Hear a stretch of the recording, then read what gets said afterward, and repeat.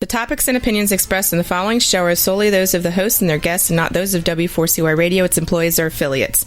We make no recommendations or endorsements for radio show programs, services, or products mentioned on air or on our web. No liability, explicit or implied, shall be extended to W4CY Radio or its employees or affiliates. Any questions or comments should be directed to those show hosts. Thank you for choosing W4CY Radio. Are you a songwriter? Are you looking to turn your songwriting passion into a full-time gig? Whether you are just at the start of your songwriting journey or a seasoned industry professional, this show is made for you. Welcome to the Songwriter Show, bringing together songwriting news, interviews, and community. Now, welcome your host, Sarantos.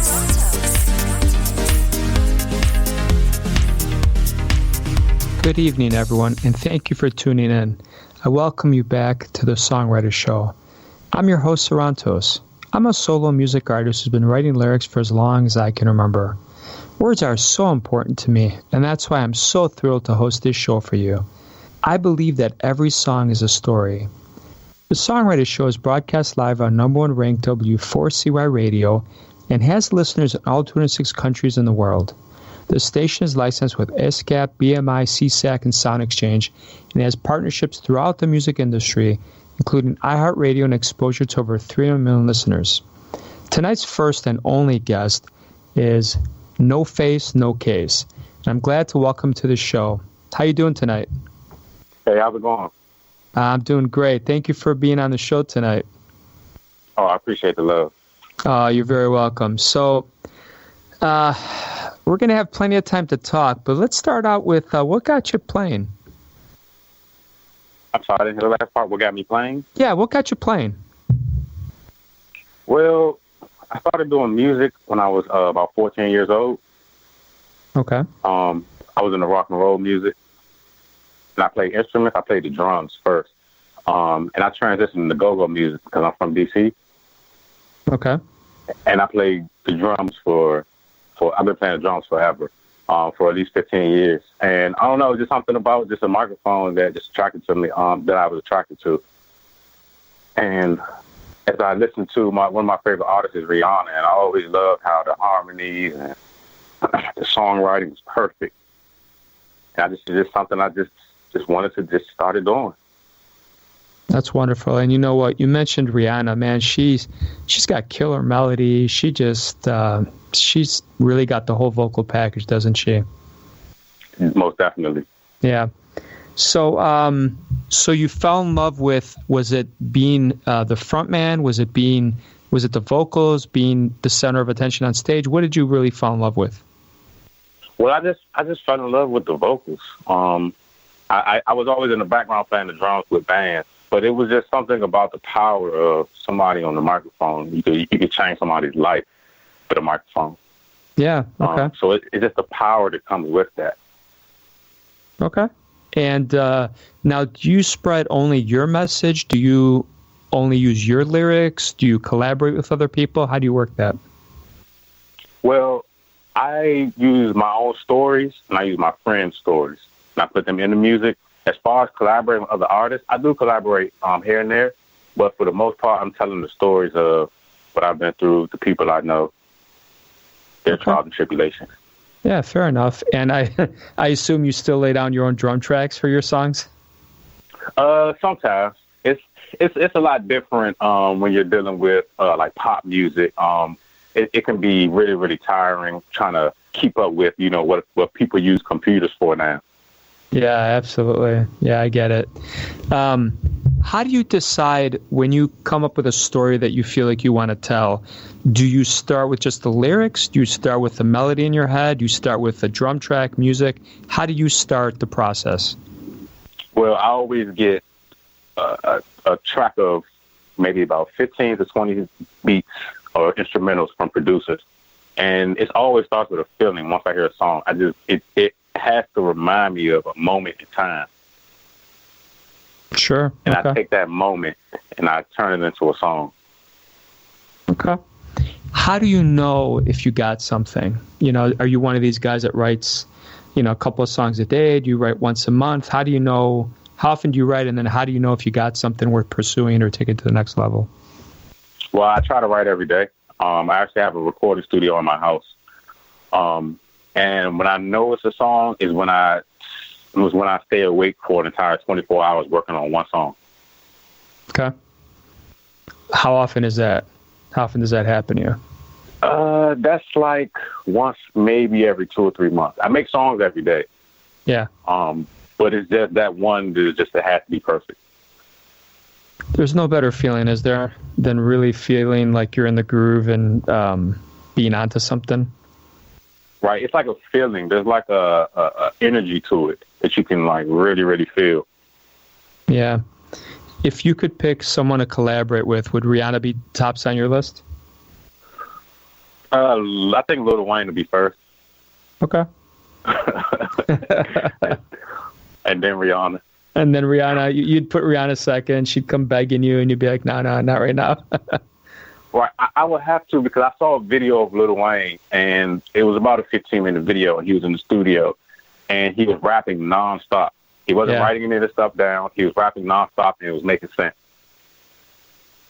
And it's just something that I would want to learn from and be around. Yeah. Okay. What any other famous musicians or singers that you'd want to be in the same room with, other than who you mentioned? Linkin Park. Okay, that's a little different style. Yeah, they're definitely cool. What do you admire of theirs? I don't know. I just like different music. I just like different. To me, they're different. There's when you think of Linkin Park, I mean, there's no other sound similar. Because if you listen to the wave of hip hop right now, everybody sounds similar. But when you look at the genre of rock and roll, everybody has an identity. And I think Linkin Park has a really identifiable identity. Yeah, you're right. You could tell it's them when you hear their song. Exactly. Yeah. What do you think? You said, and I get what you're saying, that everyone kind of starting to sound the same in certain genres, whether it's pop, whether it's hip hop.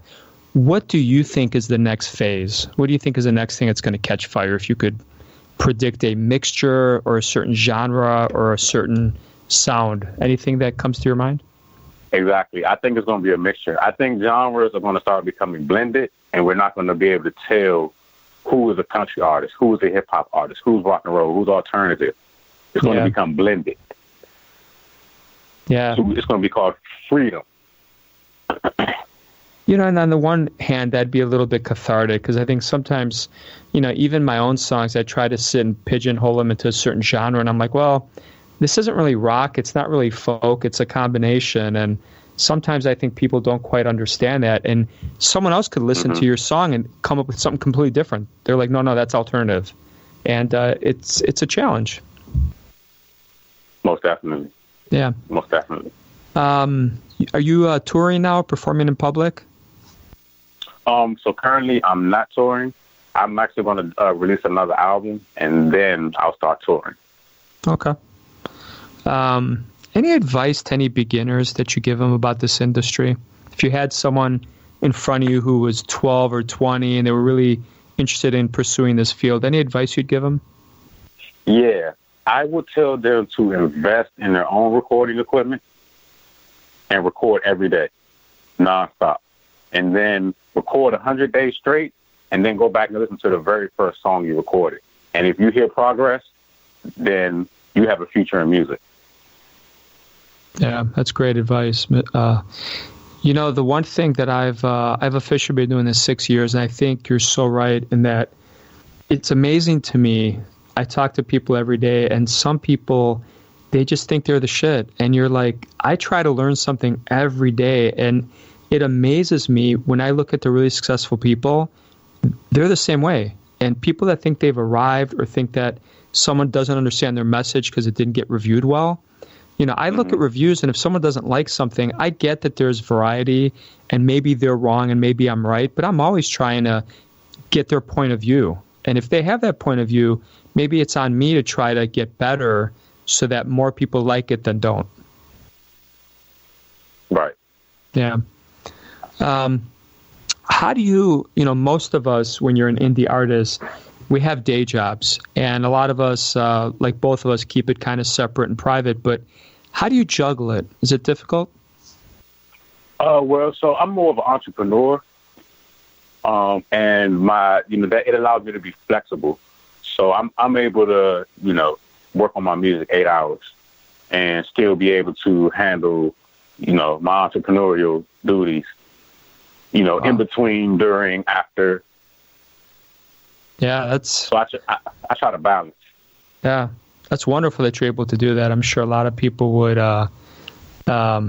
really love to be able to do that. Yeah, well, I tried to create something that I can do from home, because I always, when I was working a day job, I was an accountant at one point, and I wasn't able to record because you're at a job 8 to 10 hours a day. So it's kind of hard to come home, you're tired, and then, I'm thinking of melodies at home, at work, and we'll have to do sound recordings on my phone. So I just started thinking forward, like, okay, what can I do so that I can be at home more and be able to do both consistently. And when you say entrepreneur, have you made it with that? Like, are you comfortable financially where you can literally, just focus on music and not worry about money? Or are you still, you're kind of comfortable, but you still got to work hard at both? No, I figured it out. You figured it out? I figured it out. Yeah, I'm comfortable. I'm able to work on music 8 to 10 hours a day and still make money at the same time. That's awesome, man. That's a great story, and I wish we could all be like that. So it's great to hear that. How do you respond to people that ask you about backup plans, or do you have a backup plan? How do you respond to those questions? For me, there is no backup plan. I'm willing to die behind this. So if I don't make it, fine. I've started businesses, where I'll be able to support myself and my family. But, my heart will always be here. And to me, this is plan A. I have to make it. Will Smith made an analogy. If me and you were running on a treadmill, either I'm going to die or you're going to get off first. So yeah. I'm willing to, run through a field of nails to get what I want. Absolutely. How long you been doing this? Probably about 15 years. Okay. So you've pretty much decided that you're never going to stop. You're just going to keep going until... I've lost too much. That's awesome, man. I got to tell you, it's refreshing to hear that because I feel the same exact way. And again, it amazes me how many people say, hey, I'm going to do this for a month or one song or, a year. And they just kind of get frustrated and quit, or they think they're going to go viral in one hit. And it doesn't work like that. It takes a lot of hard work and time. Well, yeah, and it's so unfortunate because of the internet and stuff. It seems like it's that way, but there's always a backstory. Yeah. How do you differentiate yourself on the internet nowadays? Well, because of my philosophy, I really, really want people to listen to my music and not pay attention really to what I look like. So I pretty much, on all my social media and most of my CD covers, I wear a bag on my head. Hence the name, No Face, No Case. Yeah. Because I want people to pay attention to my music. I don't want somebody to look at what I look like and say, I don't want to listen to that because it might sound like this. Yeah, I think that's, in today's day and age, let's face it, a lot of talent is talent. They're a pretty face, and they don't even make their own music. They don't even know anything about marketing. They're just kind of the front some of them can't even sing. So I think there's definitely two different messages, and I think on the one hand, songwriters like us, we want people to understand the lyrics, the message, and all that other superficial stuff is secondary. Right. Exactly. Yeah. When you look at, I like to ask everybody this, but we all fall for scams in this industry. There's just a bunch of sharks out there trying to rip us off, and I always try to defend songwriters and even some of the listeners on the show. Anyone that you've fallen for that you want to warn us about so we don't fall for it? Not any names in particular. A few things. One thing that I did fall scam to. This is a general scam within the industry. there are people that say, if you spend money with me, I can help you with this, help you with that. In my situation, there was an engineer that said, hey, if you put your songs on wax, I'll mix them good and I can hand them up to the next person. Well, I paid this guy $5,000 and the mix was so bad, I didn't even want him to send it up the line. And then from that point, I had to learn how to do it myself. Okay. Wow. So just to elaborate on that, I think people should learn to be self-sufficient as much as possible. Yeah. When I hear people talk about, well, I don't know how to write a press release or I don't know how to make a video, it kind of breaks my heart because you really need to do as much as you can. Waiting around to hire a manager or for a manager to find you isn't always the smartest thing, because then you don't even know if you're getting taken advantage of if you don't know how to do everything or a little bit of everything. Right. Yeah.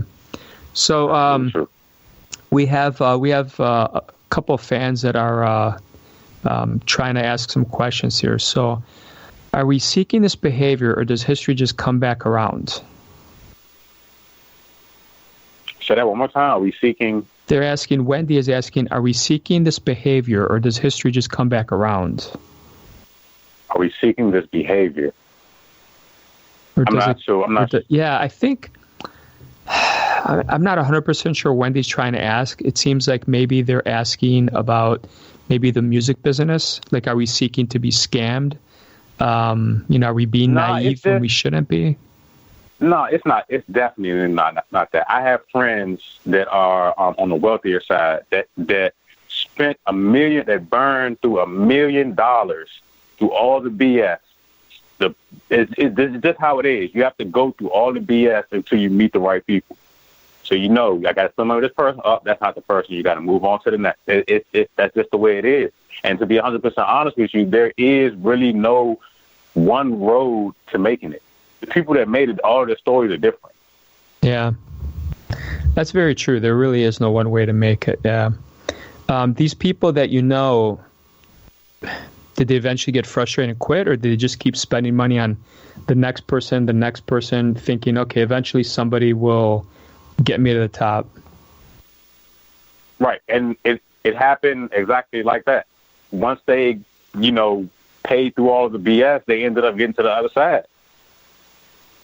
They didn't give up. It took about 9 months. So they actually made it. Yeah, right. So his name is Rollo, and I'm not sure if you're familiar with like Cash Money Records, and he's from Atlanta. So he had his business. He was making money. He wanted to become an artist, and he was spending money with different promoters and different talent agencies, and he wasn't getting the results. And he was just burning through money. But at the same time, he was making connections to someone. And eventually he got through to Cash Money, and they were able to ink a deal. What were your thoughts about mixing? Oh, I was just saying that mixing, we actually make the song sound better. We remove the imperfections from, the vocals, any instruments. We try to balance everything, make sure everything, when you mix, you have to make sure everything is recorded low so that when you master it, you can turn it up loud. That's how mastering works. They pretty much amp up the mix. So I make sure I record everything low. I mix everything low. I mean, almost to a whisper. Yeah. And it's also visual too. You can look at a song and tell if it's mixed or mastered. Yeah. One of the tricks that someone, mixing engineer told me, which I never even realized, but when you look, and actually some of the people that do a lot of syncing, like music supervisors told me about this, one of the things they look at right away is that they look for the visually to make sure that there's a progression.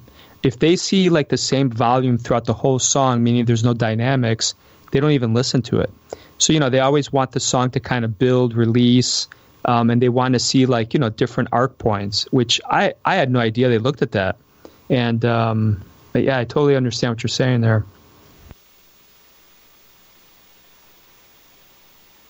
Hello? Yeah, I'm here. Oh, okay. I'm like, man, did I lose you again? So we got one more question before we hear your song here. A very general question, but a very important one. How do we know who to trust in this business? I don't know how you're going to answer that because I still haven't figured that one out myself, but take a crack at it. I'll tell you this. It's a business, trust no one, respect everyone. Yeah, that's sage advice. If you had to... go ahead. Sorry. No, go ahead, yeah. Well, it's just, in the music industry, because most artists are so hungry, they just want to take advantage of so many, as many people as they can. It really is hard to trust everyone, but you really can't trust everybody, but at the same time, you want to respect them, because the same people you see on the way to the top are the same people you have to bump into on your way to the bottom. Yeah, that's very true. I don't know if you ever read Tina Fey's book, but I read it, and it really shed a very interesting perspective, because essentially it was like, be nice to everybody, because all of a sudden one person makes it and they'll drag you to the top. She's like, more often than not, that's how it happens. And if you're just at the right place at the right time. And I just found that very interesting, because I've been at conferences where people literally go, like, they come talk to you, they're super nice. As soon as they find out you're not important, they literally just walk out. They don't even bother to say bye. And you can't be like that. You really can't in this industry. Nope. All right. Last question before we listen to your song. Okay. Is there anyone for the audience out there that you can recommend? And I'm not saying it doesn't have to be a manager. It doesn't have to be a publicist. It doesn't have to be someone that works on Spotify playlists. Just, is there anyone that you feel comfortable publicly acknowledging that, hey, if you need someone to do XYZ, this is the person I'd recommend? Yes. So there's a guy named TJ Chapman. That's one person. He is the manager for B.O.B., which is he signed to Grand Hustle under T.I. He's a manager. He actually listens to people's songs every other night. You can just send it to him, and he'll give you like a music review for free. And then there's another guy who puts out great content to help songwriters and artists. His name is Brandman Sean, and he's actually on YouTube. Those are the only two people who I say, as far as in the industry, that I would trust what their words say, because they're not going to ask you for any money. They're just going to give you an unbiased opinion. Wow, that's so key. You said Grandman Shaw on YouTube? He's a YouTuber? Brand. B-R-A-N-D, man. Brandman. Sean. S-E-A-N. N as in Nancy. You said S-C-H-A-N? S-E-A-N. Sean. S-E-A-N. Brandman Sean. Interesting. All right. Brandman Sean. Yep. Well, you know what? I hope that that can help out some of the listeners. That's awesome. So, all right, dude, we're going to listen to your song right now, and then we'll come back and pimp you a couple more questions. And great so far. Really appreciate you being on tonight. Thank you. All right, so we're going to listen to this song, and then we'll talk about it. Here we go.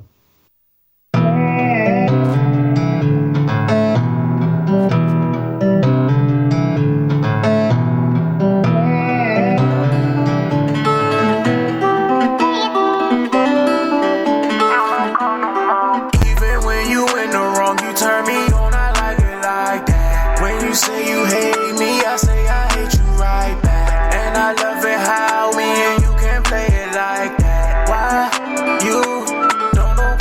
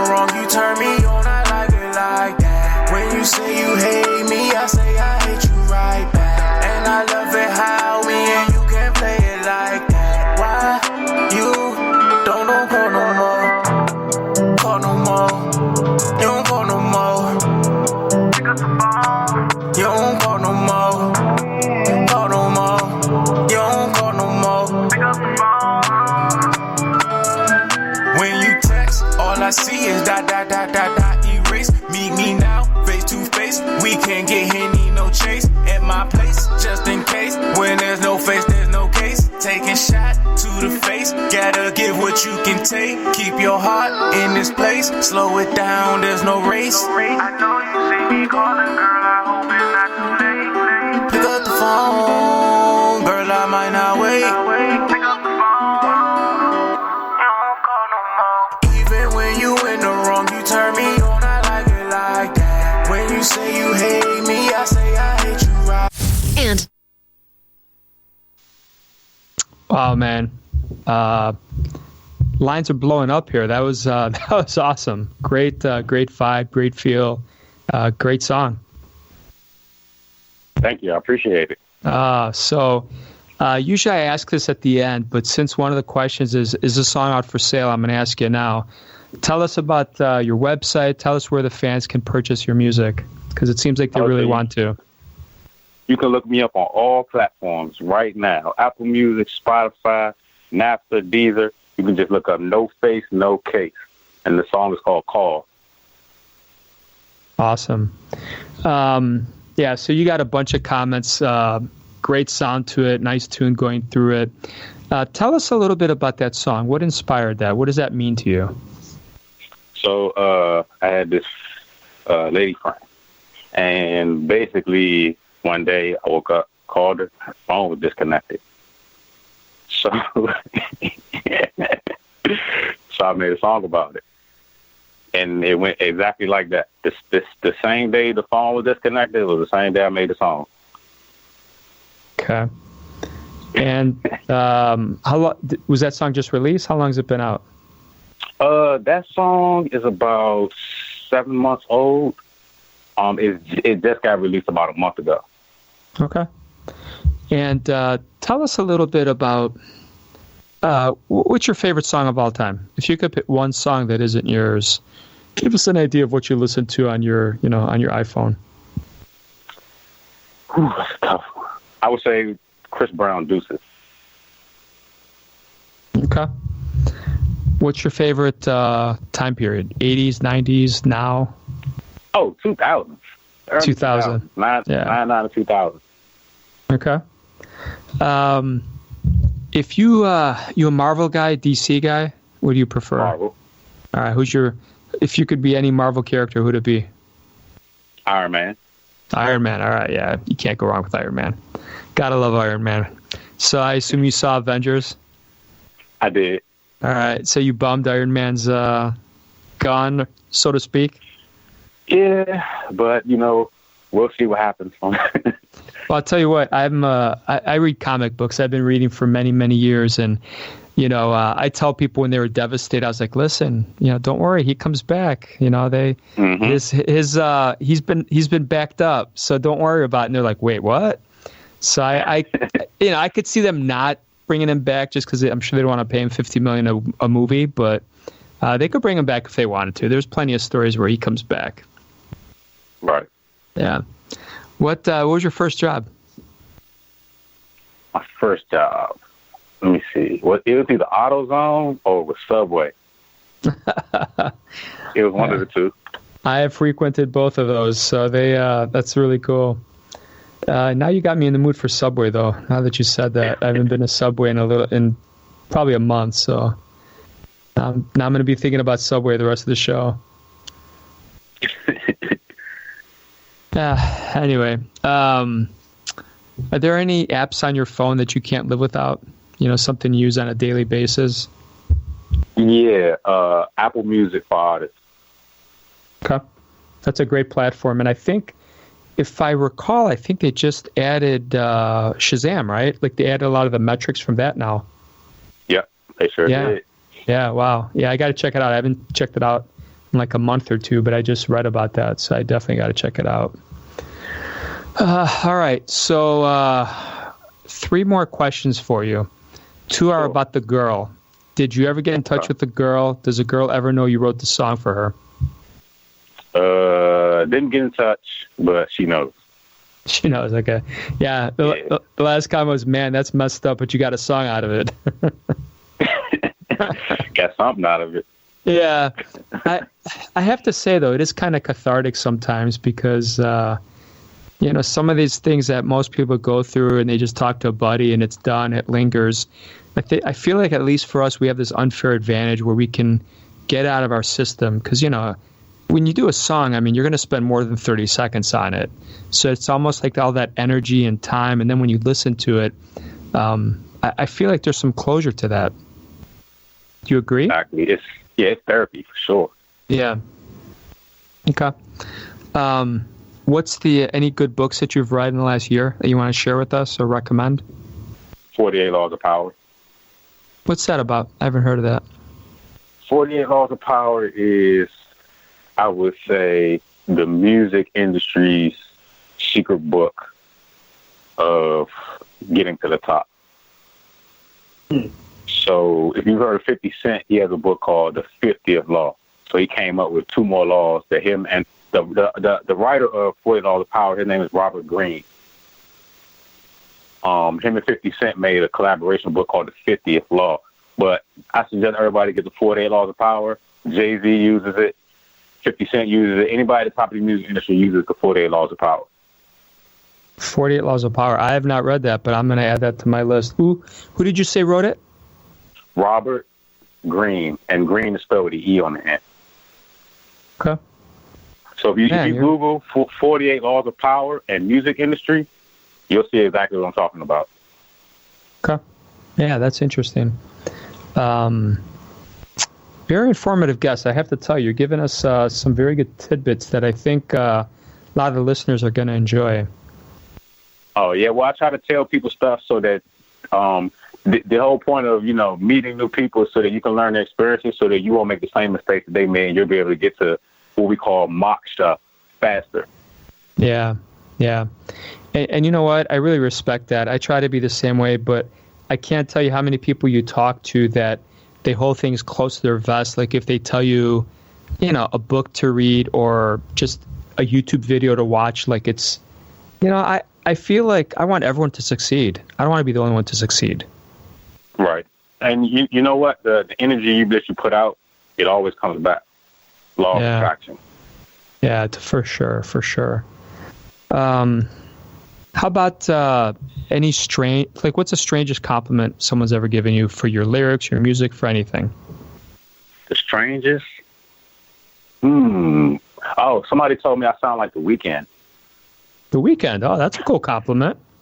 Yeah, it is. I'm like, my vocal range is nowhere near. Well, yeah, the guy's got a killer voice, but no, I could see the similarity a little bit. You got a little bit of that R&B vibe in your voice, yeah. Okay, yeah. Yeah, that's cool. That's strange after all. Hey, it's better than being compared to, I don't know who.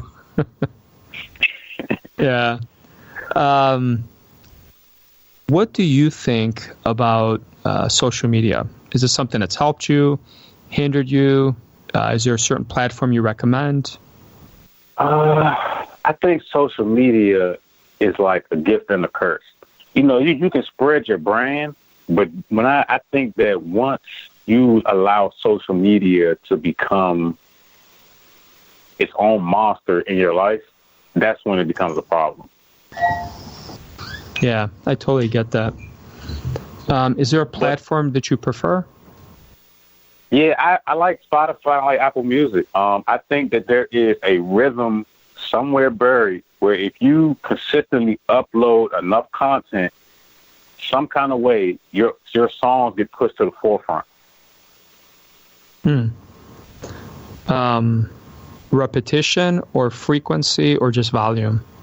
I haven't quite figured it out. There's a guy here in D.C., and he's able to drop an album.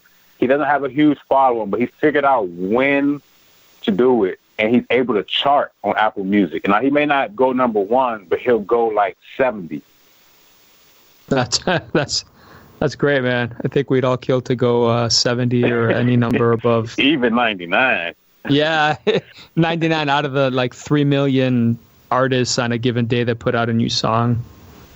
Right. So I pretty much encourage anybody. So I for example, I have over 100 songs recorded. So I'm just putting out a new song every week. So I encourage anybody at home, if they can figure out, study the charts, or they can figure out there is a window where if you drop a song at a certain time or an album on a certain day or some kind of consistency where you will automatically get pushed to certain playlists and you will get pushed onto the Apple Music chart. Yeah, I wish I could figure that out. I put out a new song every month, and I'm sure there is some kind of pattern, but that's wonderful to know that you think that. Yeah. What's your spirit animal? Favorite animal? Your spirit animal. Like, what do you think you are? Yeah. Oh, who do I think I am if I were like an animal? Yeah. Yeah. Oh, definitely the king of the jungle. All right. It sounds like it, man. That's awesome. What were you like in high school? I was like more into sports. I was sports and music. I didn't want to do anything else. It was like play basketball, and during the day, when I got out of school to practice, play a game, go home, play the drums all night. I get it. If you could undo anything in your life, anything you want to share with us that you would undo? I think I would have learned how to record myself and mix and master at the age 15. Okay. Yeah, it's definitely a skill and a talent that I think most people don't know that they really should have. Exactly. It took me a year to master it. I watched every YouTube video, and I picked one song, and I sat in my basement, and I mixed and mastered the same song over and over and over. Yeah, there's definitely an art to it. I've read and watched everything and still practice and still try. And, sometimes I'll be like, let me get this mastered by a professional mixer. And, then I listen to it and I'm like, they've compressed the shit out of it. I'm like, it's not dynamic. It's not.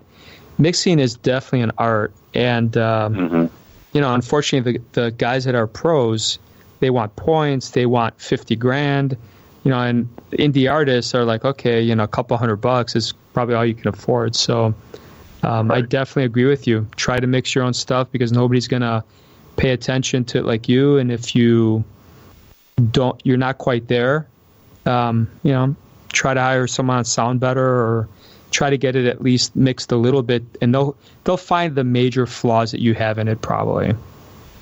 Right. Yeah. What do you like to do in your free time other than music and dominating the entrepreneurial market? I like to work out. I work out every day. I don't miss a beat. Yeah. Well, you're going to live forever. That's important. So we got a couple minutes here left. Tell me the most interesting thing that we wouldn't know if we checked your website that's not on there. Something that's missing. It's missing. Maybe my son. Okay. How old is he? He's 7. Okay. That's an awesome age. And do you try to keep him kind of sheltered from this? Like if you go on tour, are you going to bring him or how's that going to work out? Nah, I keep him sheltered from him. He knows about music and stuff. So like I let him, I have like a piano that I let him play on and stuff. But as far as my music, I don't let him listen to my music. He just, come downstairs in my studio and he'll play on the loudspeakers with the piano and stuff, just mess around. He kind of likes music. So I'm trying to direct him into learning how to play an actual instrument. Sure. Yeah, absolutely. Any family secret recipes that you're famous for? My grandmother makes jelly. Oh, homemade jelly, huh? We're trying to get it at Whole Foods. That's awesome. Yeah, she doesn't write down the recipes because she's a lot older. Older people, they just know how it's supposed to be made. So we were trying to track the recipes. We can actually have a written recipe. So that's where we are. I'm Greek, and I grew up in the restaurant business. And my dad passed away like 10 years ago, and my sister called me the other day saying, hey, do you remember how to make Dad's rice? Because she wanted to surprise my mom and make steak and rice. I don't know what she was making. And I was like, actually, no, he never get, but that's exactly how they did it. a handful of this, a spoonful of that. They didn't measure anything. They just knew. And they do it every time. Yeah, absolutely. All right. So we're basically at the end of our time. I'm trying to think of a last question to ask you. What's the most out of character thing you've ever done? I got too drunk at a bar one night, and I broke a whole bunch of bar glasses. Hopefully you didn't cut your hands or anything. No, nobody was hurt. All right, perfect. All right, man. Give us your website, your socials again before we let you go. Okay, you can check me out, nofacenocase.com, on Instagram, official No Face No Case, and Apple Music, Spotify, all streaming platforms, No Face No Case. That's awesome, my friend. It was absolutely a thrill to have you on the show. I'd love to have you on again anytime, and I wish you nothing but the best. Your advice was awesome. I think it's going to really help a lot of people out. Thank you. I hope everybody listening, I hope you find exactly what you're looking for. I hope you make it. The world is yours, and you can do it. Love it, man. Love your optimism. Love your sincerity and your genuineness. Thank you. All right, man. Have a great night, dude. All right, thanks for having me. All right, you're welcome. So that was No Face, No Case joining us on the Songwriter Show tonight. We don't have a second guest. We don't have a second song, but I'm going to basically tell you a little bit about the song you're going to hear that's mine. It was the very, very first song I ever put out 6 years ago as a solo music artist. It's called Not Where I Wanna Be. It's essentially a song, and that's actually what the first album was called, but it basically is about a guy who turns 30 and realizes that he's not where he wants to be. Growing up in his teens, his 20s, he always felt he had time to make it in music, as an athlete. But once he turned 30, there was a finality there that maybe he couldn't play for the Chicago Cubs anymore, and he realized he wasn't where he wants to be. So it's a little somber song about basically turning 30 the next day. So you're going to hear that song right now, and I want to thank you again for joining us on the Songwriter Show. Hopefully you're inspired. I know I was by our guest tonight, and I strongly suggest you check out his 3 key pieces of advice that he gave. If you want to be on the Songwriter Show, please just email us, contact me. I hope your own unique story gets heard around the world. My name is Sarantos, and please join me every Tuesday night right here to hear other fascinating artists share their behind-the-scenes stories right here at the Songwriter Show. Have a great night, and I love you, and I'll see you next Tuesday night. I'm turning 30 tomorrow.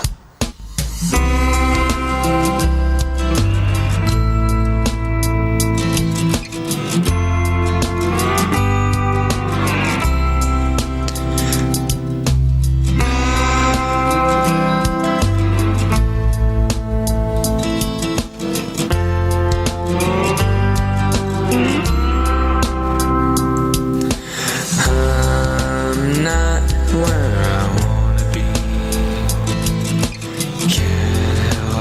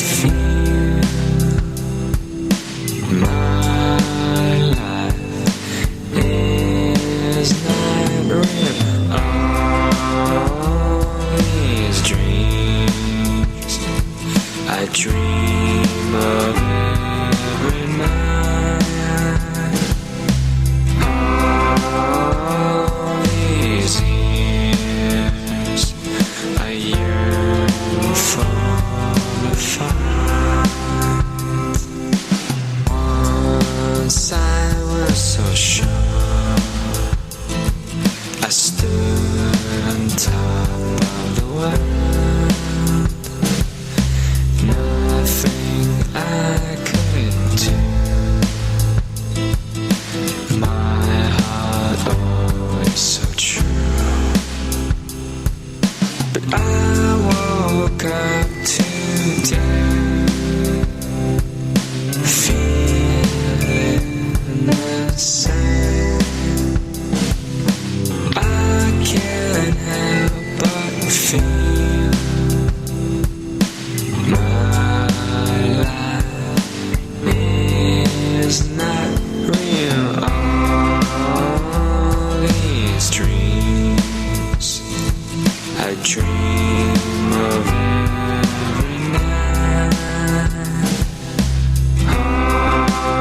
All these years I yearn for the light.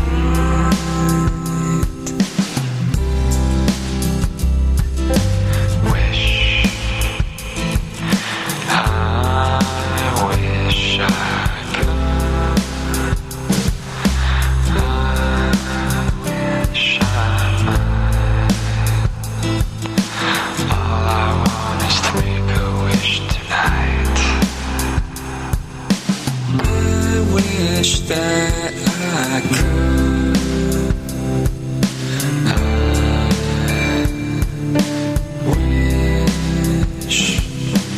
I wish that I might. All I want is to make a wish. Make a wish tonight. And all these dreams I dream of every night.